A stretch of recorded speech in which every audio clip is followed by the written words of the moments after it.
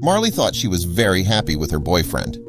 They were spending a lot of time together and their wedding day was already planned, but shortly before the wedding, Marley started noticing something strange about her boyfriend.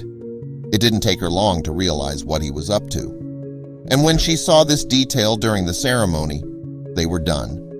But before we start, smash the like button and make sure to subscribe if you haven't, and hit that notification bell so that you won't miss any new stories. Marley and Spencer spent a lot of time together and she couldn't imagine a better boyfriend. They had no children yet, but after 4 years together, it was time for a beautiful wedding. The two lovebirds were going to get married, and the idea of having their own family started to develop. But a few months before the ceremony took place, Spencer started behaving more and more strangely. And why is heartbreaking. Spencer kept coming home late from work, and we're not talking about a few hours of overtime here. No, Spencer sometimes stayed out until midnight. He would often come home exhausted and had absolutely no attention for Marley whatsoever. Strange. Marley soon began to doubt the stories her boyfriend told her every time. Spencer told her the other day that he was deep diving into the company numbers.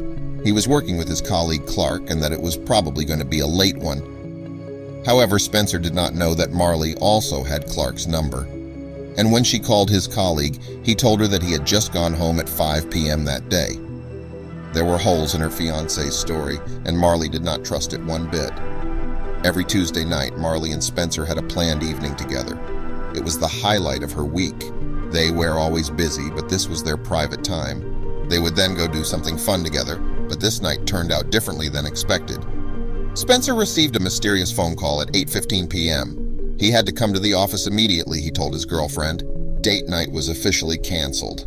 That pissed Marley off, but an emergency at work can happen. But then she didn't know yet that he had very different plans.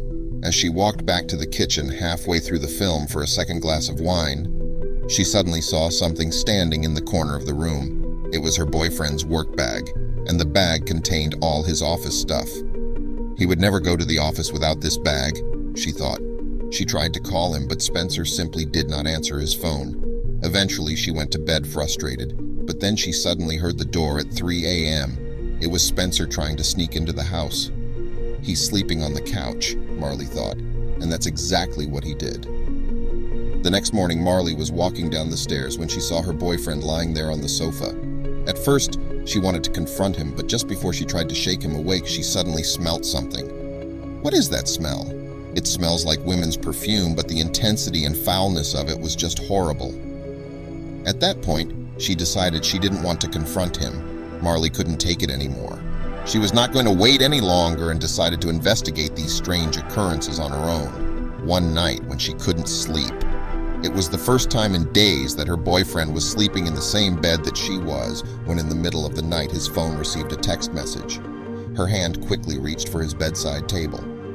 If he woke up from the vibration, she had lost her chance. But she was quick and she lifted the phone without him ever noticing. She unlocked his phone and read the message. It was a woman called Sophie, a name that was unfamiliar to Marley. And seeing that she had sent her fiancé a message before, she started reading further. The conversation started about 3 months ago. It was indeed a colleague and she was new to the business. Because when Marley read the messages, everything became clear. And when she read, "Hey baby, is your wife already asleep? If so, then come over here quickly," she knew enough. Her husband was cheating on her with a colleague, the bastard. They were supposed to get married in a few weeks. How could he do this to her? She decided to come up with a plan that her future ex-boyfriend would not soon forget. She was the first to tell her friends about her boyfriend's cheating. "I would dump him immediately and cancel the wedding," they all shouted. But Marley wanted none of it.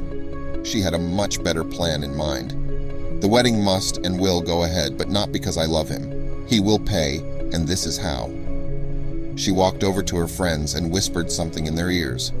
It was the big day of the wedding, and it looked to be a great party. At least so it seemed to the visiting guests, and of course, to her husband-to-be Spencer. Because that was exactly Marley's plan. She wanted everybody to be in the dark. The guests were already sitting in the garden waiting for her to walk down the aisle. But first, she had to tell her father about the plan. Now he too was in on the plot. "Let the show begin," she said with full confidence. Spencer didn't notice anything. He had been outside for a while, laughing with his friends who were telling prepared jokes about him. The pastor held the microphone in front of Spencer's mouth, and it was now up to him to tell an interesting story for all the people present. He first started by thanking everyone attending this joyful day, and told everyone how beautiful his almost wife looked. Ha ha ha, his almost wife, if he only knew, Marley thought. But as he made his speech, which was mostly about himself, like everything in their relationship always was, Marley suddenly smelt something. She followed her nose and then once again smelt that cheap perfume smell that had been clinging to her friend for months now. She tried to convince herself that it wasn't that bad, but it was. She turned around and then saw this terrible sight. The smell was very clearly coming from Spencer's colleague, who had stepped forward a little irritated. "That horrible human being does have guts to suddenly step forward like that," Marley thought. She pinched her nose together, momentarily avoiding that disrespectful smell that haunted her dreams. But then she saw the following. Beneath a drag and a bunch of flowers, she saw that the woman was holding her phone. She was typing something, and a few seconds later, she heard Spencer's phone buzzing in his pocket. Marley was furious, and now seized her moment to make a complete fool of him. Indeed, it was her moment to speak, and she left no seconds unused. The microphone was snatched from the pastor's hands, and Marley grabbed her phone.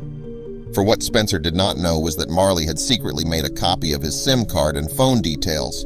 Every time he received a call or a message, she too received it on her device. She knew about all the dirty games and would now use them to burn Spencer and his colleague to the ground. She opened her phone, and then all of her hard work paid off in one glorious moment, a moment for everyone attending to watch. She projected all his conversations on the big screen. Spencer was startled and tried to run away quickly at first, but Daddy Dearest was in on the plot as well and held Spencer down. "You are not going anywhere. You stay put and watch what you did to my daughter," he told them. Marley was happy that her father and all of her loyal friends were there to help. The big screen showed every lie, every cheating message and picture, and all the invited people could watch how this drama got started. Spencer burst into tears and begged Marley to stop, but Marley was not done. She told in front of everyone that he did not deserve her and that she never wanted to see him again. She could have cut this off much earlier, but explained that he did not deserve that respect. Marley deserved a man who was loyal to her and went 100% for her, and Spencer was the complete opposite of this. Finally, her father let go of Spencer, after which he quickly left the wedding venue. Marley only saw him once more after this, when he came to collect his things from home. She hugged her father, who told her he was proud of her, and that she would eventually find the one. Less than 2 months later, she met Jonas. He was a sweet and gentle man. He had a British accent and worked at a dog shelter where Marley happened to come to pick a pet that day. It clicked immediately and they went on a date. And he was just perfect for her. He listened to her and really wanted to spend time with her. The two promised each other to take it slow. They really wanted to get to know each other, but so far things are going great.